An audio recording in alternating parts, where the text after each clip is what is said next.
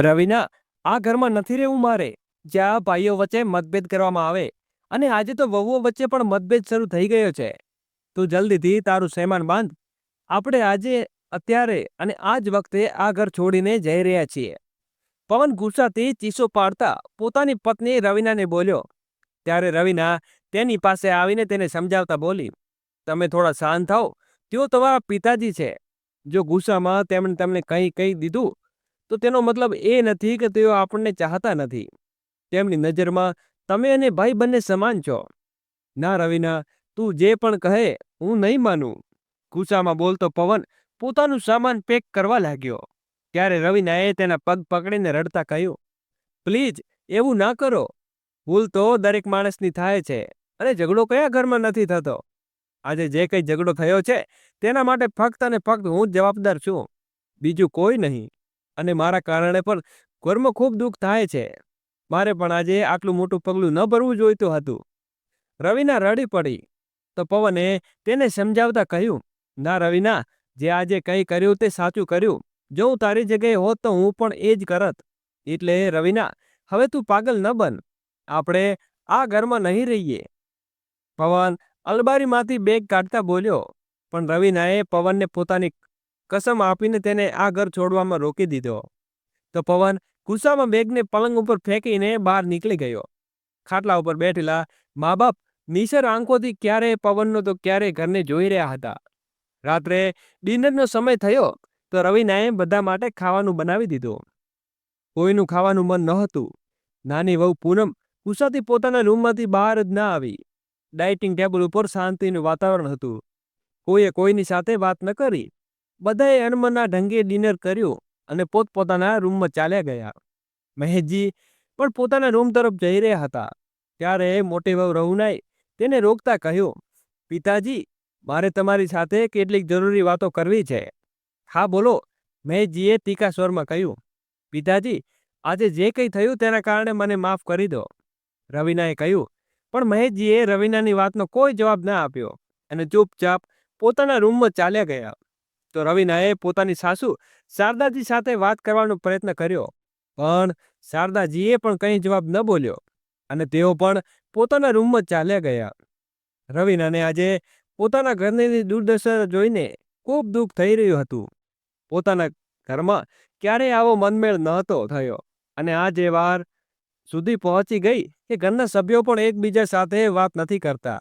દોસ્તો, હજી સુધી વિડીયોને લાઇક ન કરી હોય તો વિડીયોને લાઇક કરી અમારી ચેનલને સબસ્ક્રાઇબ કરવાનું ભૂલશો નહીં. વિચારતા વિચારતા રાતના 10 વાગી ગયા અને રાતે 11 વાગે રવિનાના ભાઈનો ફોન આવ્યો કે મમ્મીની તબિયત ખરાબ છે અને તેઓ તને માયકે બોલાવી રહ્યા છે. રવિનાએ કહ્યું, ઠીક છે ભાઈ, તું કાલે મને લેવા આવજે. એમ કહીને ફોન કાપી દીધો અને પોતાના પતિ પવન સાથે વાત કરી. પવને પણ માયકે જવા માટે હા કહી દીધી. પવનના સૂઈ ગયા પછી રવિનાએ એક પત્ર લખ્યો કે આજે ના ઈચ્છતા તેણે પિતાજીનું ખૂબ દિલ દુભાવ્યું છે. કદાચ આ પત્ર વાંચીને પિતાજી તેની લાગણીઓ સમજશે અને તે પત્રને રાતે ચૂપચાપ પોતાના સસરા મહેશજીના ડાયરીમાં મૂકી દીધો. કારણ કે તે જાણતી હતી કે પિતાજીને ડાયરી લખવાની ટેવ છે અને તેઓ રોજની જેમ જ્યારે ડાયરી લખશે તો આ પત્ર જોઈને જરૂર વાંચશે. પત્ર મૂકીને પોતાના રૂમમાં જઈને સૂઈ ગઈ. સવારે રવિનાએ જલ્દી ઉઠીને બધું કામ પતાવી દીધું. ત્યાં સુધી રવિનાનો ભાઈ વિકાસ પણ આવી ગયો. વિકાસને જોઈને મહેશજી અને શારદાજી ચોંકી ગયા. તો વિકાસે તેને ચરણ સ્પર્શ કરતા કહ્યું, મમ્મીની તબિયત ખરાબ છે અને તેમની ઈચ્છા દીદીને મળવાની હતી, એટલે દીદીને લેવા આવ્યો છું. ત્યાં સુધી રવિના પણ તૈયાર થઈને બહાર આવી ગઈ અને પોતાના સાસુ સસરા તરફ પતિની વિદાય થઈને પોતાના ભાઈ સાથે માયકે જવાના રવાના થઈ ગઈ. રવિનાના જયા પછી સુષમાએ ઘરની કમાન પોતાના હાથમાં લઈ લીધી. આખું કામ છૂટી ગયું હોવાથી તે ઝડપથી કામ નહોતી કરી શકતી અને નાની વહુ પૂનમને એમ જ કોઈની સાથે કોઈ લેવા દેવા ન હતી. મન તો કામ કરે, ન તો ન કરે, એમ પણ ઘરનું શું ચાલે છે તેની સાથે તેને કોઈ લેવા દેવા ન હતું. ઝઘડા પછી તો કોઈ સાથે વાતચીત ન કરતી, ન કંઈ બોલવું, ચૂપચાપ પોતાનું કામ કરીને પોતાના રૂમમાં ચાલ્યું જવું. પૂનમ હવે આ ટેવ બનાવી લીધી હતી. રાત્રે બધાએ ડિનર કરીને પોતપોતાના રૂમમાં જતા હતા. મહેશજી ખાવાનું ખાઈને પોતાની ટેવ મુજબ ડાયરી લખવા બેઠા. જેવી ડાયરી ખોલી તો તેમાં એક પત્ર પડ્યો હતો. મહેશજીએ એ પત્ર ખોલ્યો અને પત્રની લખાણ જોઈને સમજી ગયા કે આ પત્ર રવિનાએ માફી માંગવા માટે લખ્યો હશે. પણ ગુસ્સામાં આવીને મહેશજીએ એ પત્ર પાછો મૂકી દીધો. ડાયરી બંધ કરીને આજે ડાયરી લખ્યા વિના સૂઈ ગયા. આ સિલસિલો શરત 2 રાત સુધી ચાલ્યો. ત્રીજી રાત્રે મહેશજીએ ડાયરી ન લખી અને પોતાના પલંગ ઉપર લેટી રહ્યા. પણ આંખોમાંથી નિદ્રા કોષ દૂર હતી. તેનામાંથી હવે રહેવાયું નહીં. તેણે ડાયરી ખોલીને પહેલા પેજ પર લખ્યું હતું, પૂજ્ય પિતાજી, ચરણ સ્પર્શ. હું જાણું છું કે પિતાજી, મારા દ્વારા બોલાયેલા કઠોર શબ્દ તમને ખૂબ ખરાબ લાગ્યું છે અને તમારી પાસે માફી માંગવાની હિંમત પણ નથી ભેગી કરી શકતી. મેં મારા માતા પિતા સમાન સાસુ સસરાનું સાચે ખોલ દિલ દુભાવ્યું છે. મને માફ કરજો. હું જાણું છું કે આ પત્ર વાંચીને તમારી આંખોમાં આંસુ આવી ગયા હશે, પણ મારો હેતુ તમારી આંખોમાં આંસુ લાવવાનો નથી, પરંતુ મારી લાગણીઓથી તમને વાકેફ કરવાનો છે. પિતાજી, આપણું કુટુંબ કેટલું હસતું રમતું અને ખુશહાલ કુટુંબ હતું, પણ આજે ખબર નહીં કોની ખરાબ નજર લાગી ગઈ આપણા પરિવારને. ઘરના આજે જે કંઈ થયું છે તેની જવાબદાર હું જ છું. પિતાજી, ભૂલ મારી પણ છે. મારે પૂનમ ઉપર હાથ ન ઉઠાવવો જોઈતો હતો. હું જાણું છું કે મારાથી ભૂલ થઈ છે, પણ પિતાજી, તમે એ જાણવાનો પ્રયત્ન કેમ ન કર્યો કે મેં આ પગલું કેમ ભર્યું? આટલું મોટું પગલું ભરવા પાછળ કોઈ કારણ તો જરૂર હશે ને? તમે કહો, શું મેં કર્યું આવું દંડ વર્તન કરતા પહેલા ક્યારે કર્યું છે? શું મારા લગ્ન ઘરમાં ક્યારે ઝઘડો કે કોઈ વાતને લઈને બોલાચાલી થઈ કે નહીં? બિલકુલ નહીં. મેં તો એકદમ સાચું કહ્યું. બહુ, તું તો ઘરમાં અન્નપૂર્ણા, લક્ષ્મી અને સરસ્વતી બનીને આવી હતી. મહેશજીએ પત્ર વાંચવાનો અધવચ્ચે છોડીને વચ્ચે બોલી પડ્યા અને પોતાની ખુરશી પર બેસીને વિચારવા લાગ્યા કે રવિનાના આવ્યા પછી તો આપણું કુટુંબ કેટલું સુખી થઈ ગયું હતું. જૂની વાતો યાદ આવતા મહેશજીની આંખોમાંથી આંસુ લૂછાણા થયા. પછી પોતાના આંસુઓને લૂછીને પત્રને આગળ વાંચવા લાગ્યા. ત્યારે પાછળથી શારદાજીએ ખભા પર હાથ મૂકતા કહ્યું, તમારી આંખોમાં આંસુ? તો મહેશજીએ આંસુ લૂછતા કહ્યું, ના શારદા, પણ હું શું ખરેખર ખોટો છું? આપણા ઘરમાં ગઈકાલે જે થયું તેમાં મારી પણ ભૂલ છે. ઝઘડાનું કારણ જાણ્યા વિના મારે વાતનો તમાશો ન બનવો જોઈતો હતો. એમ કહેતા મહેશજીની આંખોમાં ફરી આંસુ વહેવા લાગ્યા. તો શારદાજીએ મહેશજીને શાંત કરતા કહ્યું, જે કંઈ થયું તેમાં કોઈની ભૂલ નથી, ફક્ત અને ફક્ત પરિસ્થિતિની છે. કયા માતા પિતા પોતાના બાળકોનું ખરાબ ઈચ્છે છે? ત્યારે મહેશજીએ પત્રને આગળ વાંચવાનું શરૂ કર્યું.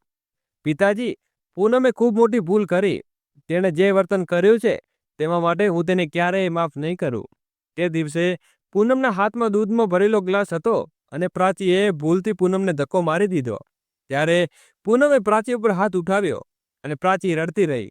પણ પૂનમનું મન તેનાથી પણ ભરાયું નહીં. ગુસ્સામાં આવીને તેણે પ્રાચી પર તંગ કર્યો અને બોલી, તું તો લંગડી સાથે અંધી પણ નીકળી. ત્યારે પાછળથી રમેશભાઈ બોલ્યા, આ ગ્લાસની ભરપાઈ કોણ કરશે? તારો બાપ?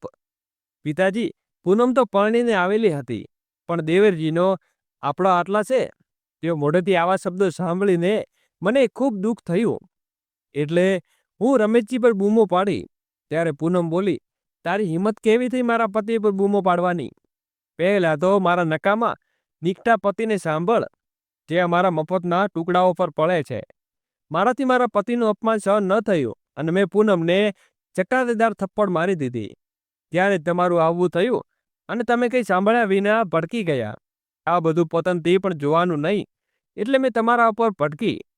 મેં પછી તમારી સાથે અને માજી સાથે વાત કરવાની કોશિશ પણ કરી, પણ તમે મારી સાથે એક પણ ન સાંભળી. એટલે મજબૂરીથી મારે આ પત્ર લખવો પડ્યો.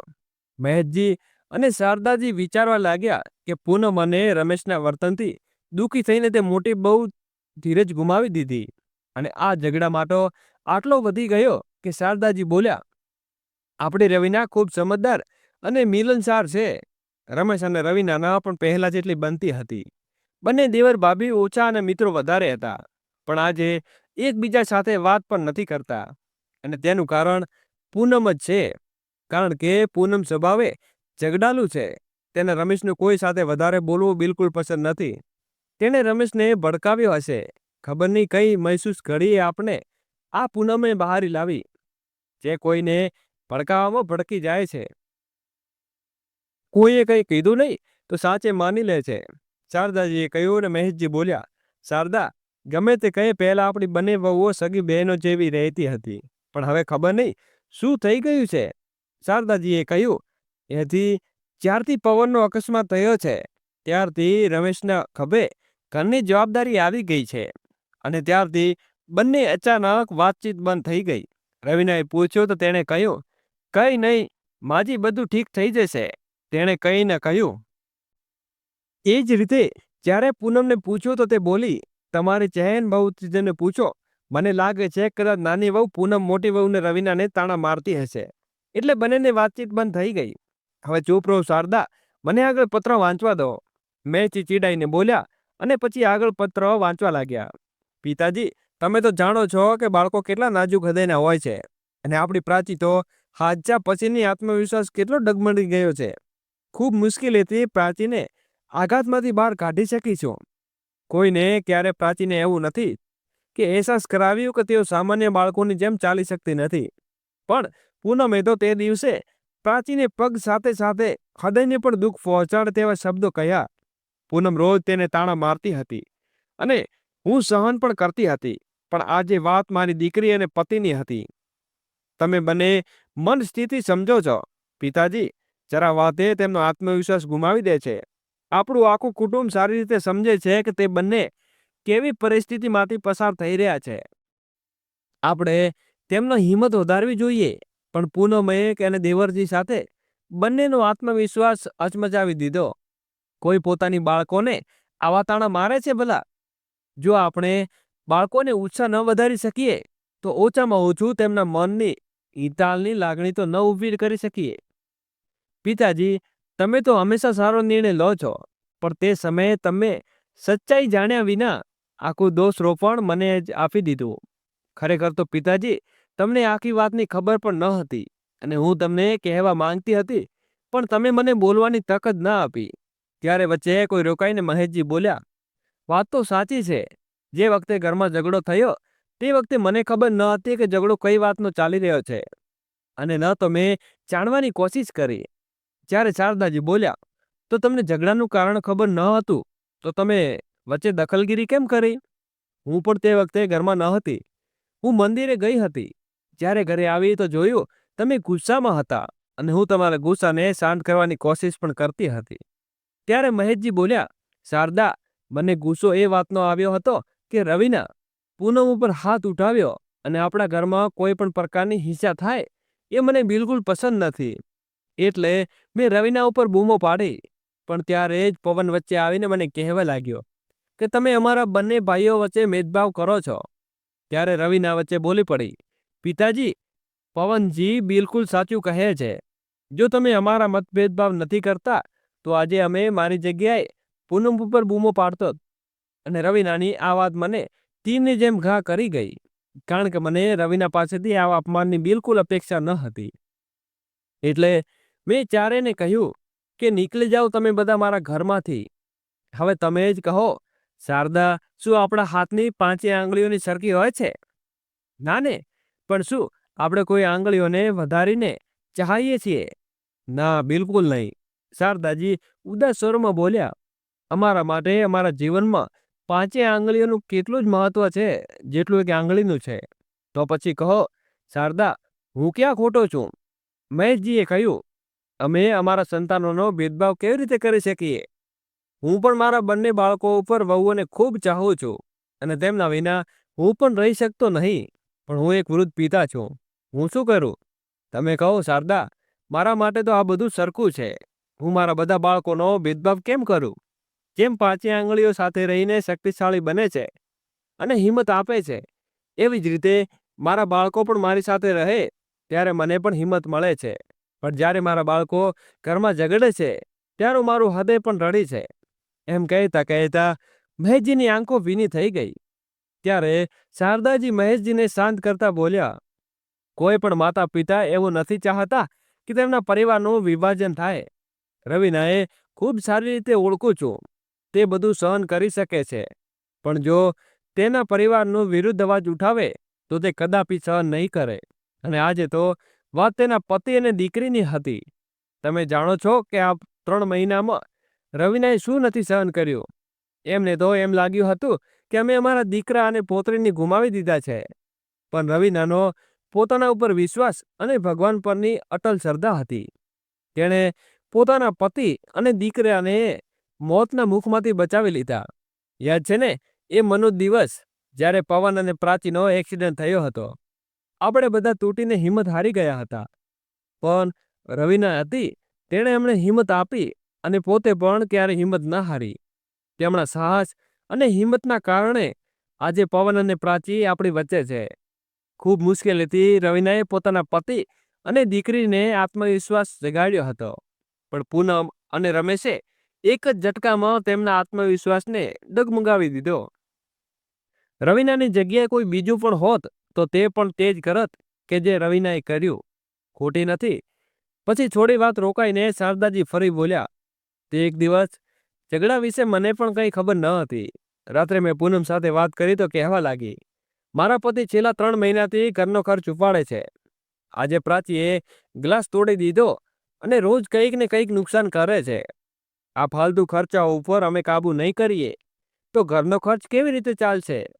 અને જો રમેશ કંઈ કહ્યું હોત તો રવિના ભાભીએ નારાજ થવાની શું જરૂર હતી? જે માણસ કમાઈને ખવડાવે છે તે થોડો ગુસ્સો નહીં બતાવી શકે.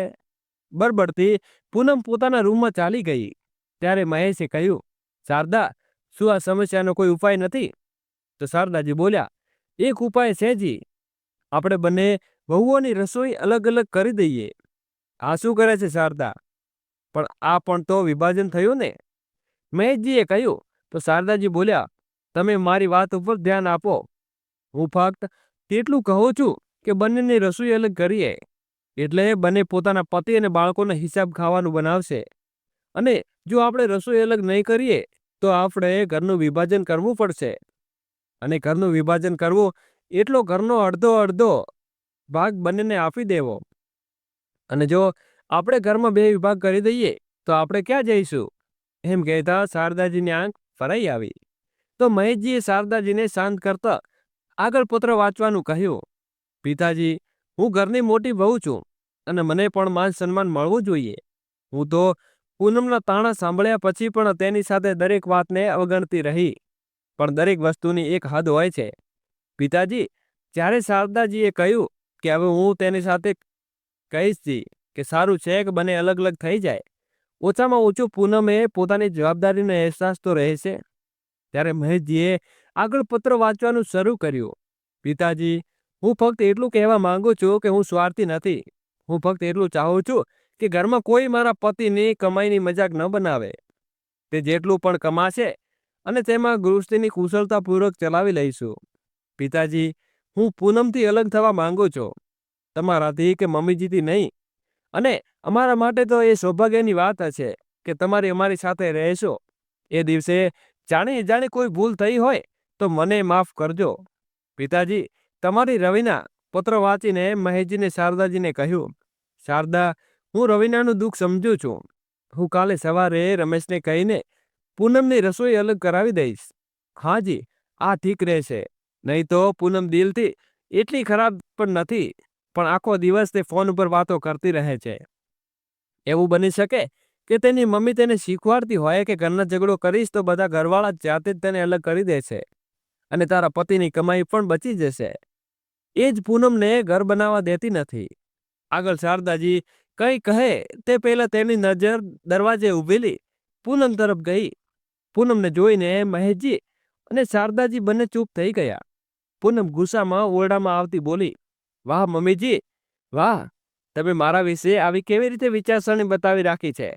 અને હવે તો તમે પપ્પાજીને પણ મારી સામે ભડકાવી રહ્યા છો.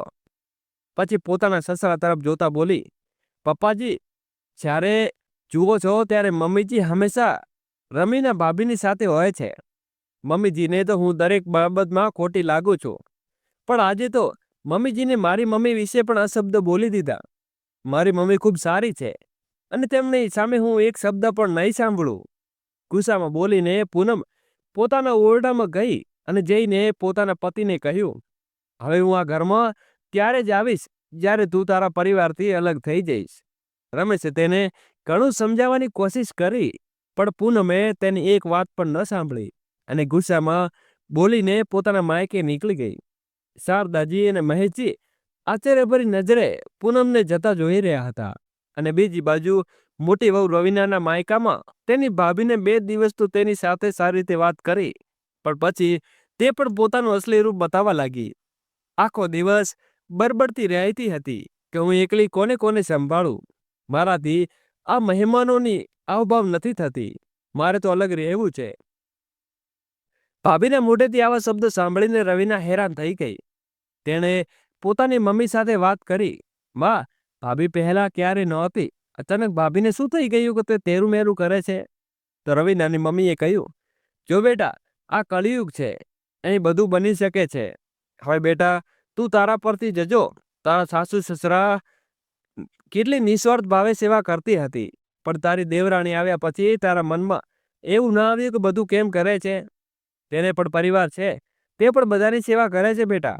એ કહે કે તારી ડિલિવરી થઈ તો સારી. સાસુએ તેને કોઈ તકલીફ આપી? ના માં, બિલકુલ નહીં. મમ્મીજીએ તો મને ઘણો પ્રેમ આપ્યો છે.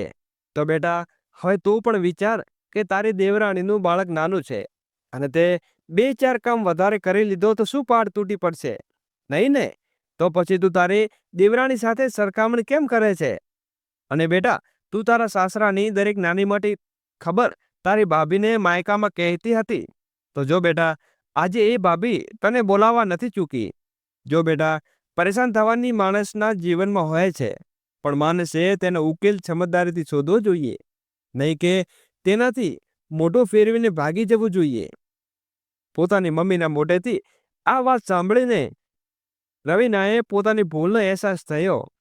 આજે તેને પોતાના સસરાને કહેલી બધી વાત યાદ આવી ગઈ કે તે કેવી રીતે તેને બટવારાની વાત કરીને તેમનું દિલ દુભાવ્યું હતું. વિચારતા વિચારતા રવીનાની આંખો ભીની થઈ ગઈ. તે પોતાના મમ્મીને કહ્યું, માં, હું આજે જ મારા સાસરે જઈ રહી છું અને જઈને મારા માતા પિતા પાસે માફી માંગીશ. તેમનું બધું દિલ દુભાવ્યું છે તે કોઈ વાંધો નહીં બેટા. ભૂલો બાળકોની થાય છે અને તેની તારી ભૂલનો અહેસાસ થઈ ગયો છે. હવે જો મહેશજી તને જરૂર માફ કરી દેશે, કહીને રવીનાની મમ્મીએ પોતાની દીકરીને વિદાય કરી. ઇધર રવીના જેવી સાસરે પહોંચી તો આખા ઘરમાં સન્નાટો છવાયેલો હતો. આ જોઈને રવીના ગભરાતી ઘરમાં આવી તો સામે મહેશજી અને શારદાજી ઉદાસ બેઠા હતા. તેમણે જોતા જ રવીનાની આંખો ભરાઈ આવી. દોસ્તો, આગળ વિડીયો શરૂ કરું એની પહેલા વિડીયોને લાઈક કરી અમારી નાનકડી ચેનલને સબસ્ક્રાઈબ કરવાનું ભૂલશો નહીં અને વિડીયોને વધુમાં વધુ શેર કરજો. જ્યાંથી ધીમેથી કહ્યું, મા, પિતાજી, મને માફ કરી દો. આ સાંભળીને શારદાજીને મહેશજીને પાછળ ફરીને જોયું તો સામે રવીના જોઈને હેરાન થઈ ગયા. અરે રવીના બેટા, તું તો થોડા દિવસ રોકાવાની હતી ને? હા માજી, પણ હું તમારા વિના નહીં રહી શકી એટલે પાછી આવી ગઈ. પ્લીઝ મને માફ કરી દો, કહીને રવીના ધ્રુસકે ધ્રુસકે રડવા લાગી. તો મહેશજીએ કહ્યું, કંઈ વાંધો નહીં બેટા, જે કંઈ થયું તેમાં તારી ભૂલ નથી. અમે તે પણ વાત વાંચી લીધું છે. જાણી જાણી મારાથી પણ ભૂલ થઈ છે બેટા. મેં તારી સાથે ઘણો અન્યાય કર્યો છે, કહેતા મહેશજી પણ ભાવુક થઈ ગયા. ત્યારે શારદાજી કહ્યું, ભૂલ કોઈની નથી જી, બસ ભૂલ હાલાતની છે. તમે લોકો ચિંતા ન કરો, ધીમે ધીમે બધું ઠીક થઈ જશે. રવીના બહુ, તું જા બેટા, થોડી વાર આરામ કરી લે. શારદાજીએ કહ્યું તો રવીના પોતાના દીકરી પ્રાચીને લઈને ઓરડામાં ગઈ. ઉધર નાની વહુ પૂનમે માયકામાં આવ્યાને 5-6 દિવસ થઈ ગયા હતા. ત્યારે એક દિવસ પૂનમની મમ્મીએ કહ્યું, બેટા, શું વાત છે? આજકાલ રમેશજીનો ફોન નથી આવતો. તો પૂનમે કહ્યું, માં, તેમનો ફોન તો રોજ આવે છે, પણ હું જ વાત નથી કરતી. હવે હું એ ઘરમાં પાછી ક્યારે નહીં જાઉં. અહીં તમારી સાથે રહીશ. હું મારા દીકરાને અહીં જ ભણાવીશ.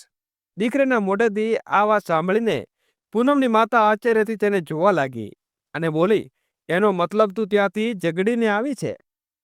હા માં, હવે તમે જ કહો કે મારો પતિ એકલો કેટલા દિવસ સુધી તેમનો બોજ ઉપાડશે? કારણ કે જ્યારથી જેઠાજીનો અકસ્માત થયો છે ત્યારથી મારો પતિ ઘરનો આખો ખર્ચો ઉપાડી રહ્યો છે. હવે મેં પણ તેમણે કહી દીધું છે કે તમે જ્યાં સુધી તમે તમારા ઘરમાં અલગથી નહીં થાઓ ત્યાં સુધી હું આ ઘરમાં પગ પણ નહીં મૂકું. દોસ્તો, તમારે આ સાસુ અને વહુનો દીકરીના સંબંધ વિશે શું કહેવું છે તે જરા કોમેન્ટ કરીને અમને જરૂરથી જણાવી દેજો. પૂનમે મોઢું બતાવતા કહ્યું તો તેની માતા બોલી, જો બેટા, તારા જેઠનો અકસ્માત નહોતો થયો. તે પહેલાં તો રમેશજી કરતાં વધુ કમાતા હતા, પણ હવે તેમણે પણ મજબૂરી સમજ બેટા. અને પછી તારા સસરાની પેન્શન પણ આવે છે ને, તે પણ ઘરનો ખર્ચો ઉપાડે છે. અને જો મુસીબતમાં સમયે આપણે એકબીજાની સાથે નહીં આપીએ તો પછી પરિવારમાં એકલતા કેવી રહેશે? જો બેટા, તમે જો મદદની જરૂર હોય તો હું તારી મદદ જરૂર કરીશ, પણ તું હવે સીધી તારા સસરે ચાલી જા. માતાએ તેને આદેશ આપ્યો તો પૂનમ આશ્ચર્યચકિત થઈ ગઈ અને ગુસ્સાથી બોલી, જો તમને મારી પરવા નહોતી તો પછી તમે ફોન કરીને વાત કેમ સાંભળતા હતા? જો બેટા, હું તારી વાત એટલે સાંભળતી હતી કે તારા મનમાં કોઈ બોજ ન રહે, પણ મને તો ખબર ન હતી કે તારા મનમાં તારા સાસરા પ્રત્યે આટલું ઝેર ભરાઈ ગયું છે. અને એક વાત બેટી, મેં તો તને ક્યારે નથી કહ્યું કે તું તારા સાસરીઓ સાથે ખરાબ વર્તન કર, ત્યાંથી અલગ થઈ જા. આ તારી પોતાની વિચારસરણી છે અને હું સારી રીતે જાણું છું કે તું કોઈનું કહેવું નથી માનતી. જો બેટા, હું હજી પણ તને સલાહ આપવા માંગુ છું કે હજી વખત છે, તારા ઘરને તૂટતું બચાવ. નહીં તો જો તારા પિતાજી અને ભાઈને ખબર પડી જશે કે તું ત્યાંથી ઝઘડીને આવી છે તો તેઓ તને ઘરમાંથી બહાર કાઢી મૂકશે. માતાની વાત સાંભળીને પૂનમની આંખો ભરાઈ ગઈ. તેણે કહ્યું, માં, મારી સહેલી શીખના કારણે આજે હું અહીં છું. તેણે કહ્યું હતું કે તું તેટલા દિવસ સુધી તારા જેઠ જેઠાણીનો બોજ ઉપાડતી રહીશ, તેનાથી અલગ થઈ જા. એટલે હું તેની સાથે ઝઘડીને અહીં આવી ગઈ, જેથી તેઓ અમને અલગ કરી દે. પણ માં, મારી સાસને હંમેશા લાગતું હતું કે હું ફોન કરીને તમારી સાથે વાતો કરું છું અને તમે મને ખોટી વાતો શીખામણ છો. મેં તમારી ઇજ્જત માટે મેળવી દીધી. માં, પ્લીઝ મને માફ કરી દો. એમ કહીને પૂનમ માતાને ગળે લગાવીને ધોધમાર રડવા લાગી. તો દોસ્તો, તેની માતાએ કહ્યું, બેટા, હજી પણ વખત છે, તું જા અને તારા ઘરની એકલતાને તૂટતી બચાવ. અને તારી જેઠાણીને ક્યારેક ક્યારેક જેઠાણી નહીં, બેન સમાન સમજ. બેટા, તેણે તને હંમેશા પોતાની નાની બેન માની છે. હા માં, રવિના દીદીએ મને ક્યારેય કોઈ કામ માટે નથી કહ્યું. હું જ ભાઈ સાહેબના અકસ્માત પછી તેને આટલા તાળા મારતી રહી, પણ તેમ છતાં તે ક્યારે કંઈ ન બોલી. પણ હું આજે જ્યારે જઈને રવિના દીદી પાસે માફી માંગીશ, પણ માં, તે મને પાકો માફ કરશે ને? એમ કહેતા પૂનમનું ગળું ભરાઈ આવ્યું. તેની માતાએ કહ્યું, હા બેટા, બિલકુલ કરશે. બેટા, તેનું દિલ બહુ મોટું છે, તે તેને હંમેશા પોતાની નાની બહેન માને છે. એટલે તું જા. ક્યારેય જવાબ નથી આપ્યો, નહીં તો તે તારાથી મોટી છે. ઈચ્છે તો તને પોતાની આંગળીઓ પર નચાવી શકતી હતી, પણ ના, તેણે એવું ક્યારેય ન કર્યું. જો તું જા બેટા અને તારા કરેલા માટે સાસુ જેઠાણી પાસે માફી માંગ બેટા, અને હંમેશા એક સાથે રહેજે. ભલે ગમે તેટલી મોટી મુસીબત આવે, પણ તારા પરિવારની એકલતાને ક્યારેય તૂટવા ન દેતી. માતાનો આશીર્વાદ લઈને પૂનમ તેના સાસરે ચાલી ગઈ અને રવાના થઈ. પણ આજે પૂનમ આખા રસ્તા વચ્ચે પાછીતાપના આંસુ વહેવાવતી હતી. સાસરે પહોંચી તો રવિનાના રસોડામાં ખાવાનું બનાવતી હતી. સાસુ સસરા સામે બેઠા પ્રાચી સાથે રમતા હતા. પૂનમ તેમની પાસે જઈને પગે પડી ગઈ. પ્લીઝ માં, પિતાજી, મને માફ કરી દો. મારે તમારાથી અલગ નથી થવું. અચાનક પૂનમે પોતાની સામે જોઈને શારદાજી આશ્ચર્યચકિત થઈ ગયા. તેમણે પૂનમને ઊભી કરતા કહ્યું, બેટા, મને ખબર હતી કે તે એક દિવસ તને તારી ભૂલનો અહેસાસ જરૂર થશે, પણ આટલું જલ્દી થશે એ અમને ખબર ન હતી. મહેશજીએ શારદાજીની વાતોની વચ્ચે કાપતા કહ્યું. તે બધા લોકો ખડખડાટ હસવા લાગ્યા. તેમનો અવાજ સાંભળીને રવિના પણ રસોઈમાંથી બહાર આવી અને પૂનમ અને રવિનાને જોઈને કંઈ કહે તે પહેલા જ રવિનાએ તેને ગળે લગાવી લીધી. આજે ફરીથી મહેશજીનો આખો પરિવાર હસતા ખીલતા એક સાથે રહેવા લાગ્યો. ધીરે ધીરે પૂનમ પણ દરેક કામમાં નિપુણ થઈ ગઈ. અને પોતાની જેઠાણીની જેમ પોતાના સાસુ સસરાની પણ જવાબદારી નિસ્વાર્થ ભાવે સેવા કરવા લાગી. આજે મહેશજી અને શારદાજીને પણ પોતાની પરિવારની એકતા જોઈને ખુશીથી ફૂલી ન હતા સમાતા. તો મિત્રો, તમને આ વાર્તા કેવી લાગી? કોમેન્ટ કરીને જરૂરથી જણાવજો. વાર્તા સારી લાગી હોય તો પ્લીઝ વિડીયોને લાઈક કરજો અને શેર કરજો, અને અમારા ચેનલને ગુજરાતી ધાર્મિક વાર્તાને સબસ્ક્રાઈબ જરૂરથી કરજો. Thank you. ફરી મળીશું નવી વાર્તા સાથે. ત્યાં સુધી બધાને જય શ્રી કૃષ્ણ. રાધે રાધે.